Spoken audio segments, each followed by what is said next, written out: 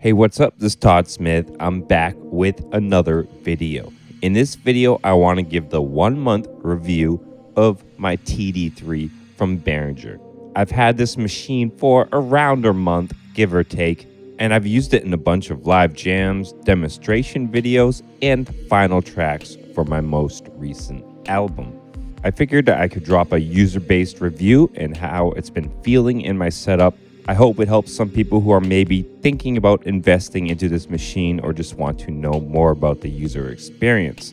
Before we jump into the TD-3 from Behringer, I need to thank you for taking the time to check out this video and support this content.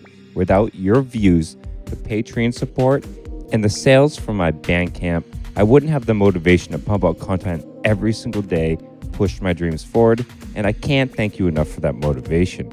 Jumping back into my experience with the Behringer TD-3 for the last month, overall, it fell into my mix really well.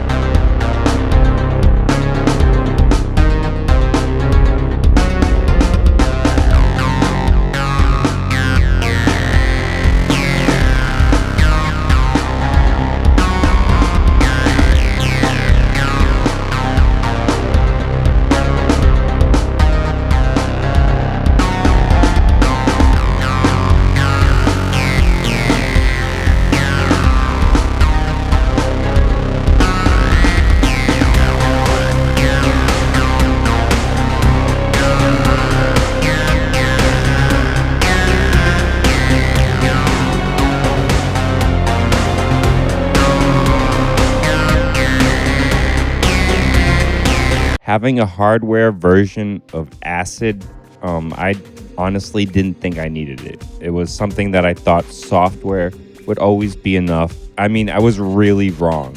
This piece has really stood out in the mix. It absolutely fits a lot of the tracks I do. Even though I do not use the internal sequencer, I don't. For the whole entire month, I've maybe touched it twice. If that is the route you're going, if you're getting this and you plan to use the internal sequencer, not your typical sequencer, but that method of sequencing, you're going to get those very niche acid sounds out of this machine very easy. Me, I sequence it via Core Gadget in MIDI. If you want to go that route too, I can say it's 100% stable. I've been triggering this thing via MIDI for a month, hours on end when it comes to preparing for jams, making tracks, and it's never skipped a beat. It's never missed a note. It's never just held a note. I've had absolutely zero MIDI issues with hours and hours and hours and hours of use with this machine.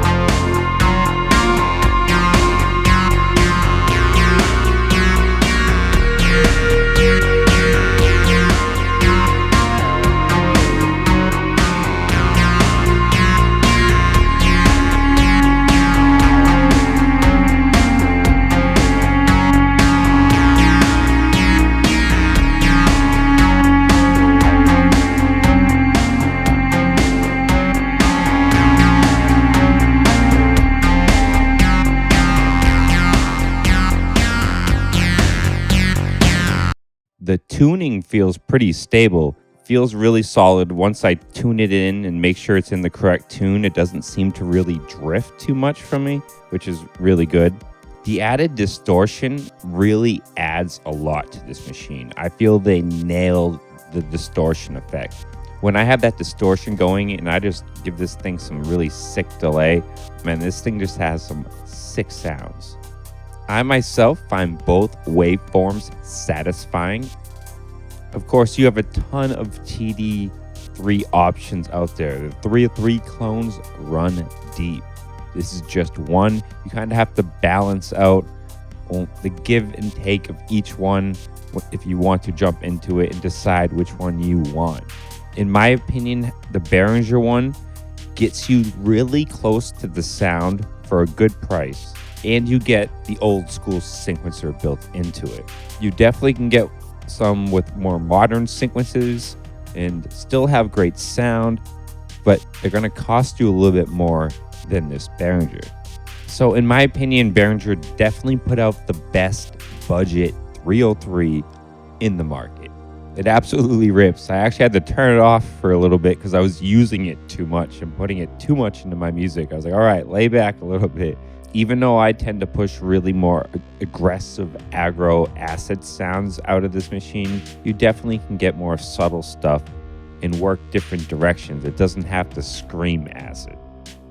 Overall, for the price, what the TD-3 has gave to my setup for the last month is massively impressive. And that's the reason why I keep buying Behringer in general. Actually, this specific piece is the first free piece in my studio. My TD-3 didn't come from a Behringer or synthesizer. It was actually somebody who follows me via social media and thinks I give enough to the synth community that he felt he wanted to reward me, which was really cool. He just said he's going to surprise me. I had no idea what it was going to be. The same day I bought my Crave, his TD-3 showed up at my door. So that's how I got my double whammy of these kind of two cheaper Behringers at the same time. That 303 really can just lead a track so well, and not many things can do it in its manner. So I definitely would recommend anyone who's chasing that sound and wants that acid sound on a good price. They did a great job. But then again, as I stated, you have tons of 303 options, so make sure you weigh them all out before you jump in. So as always, stay positive, stay creative, support each other, and peace.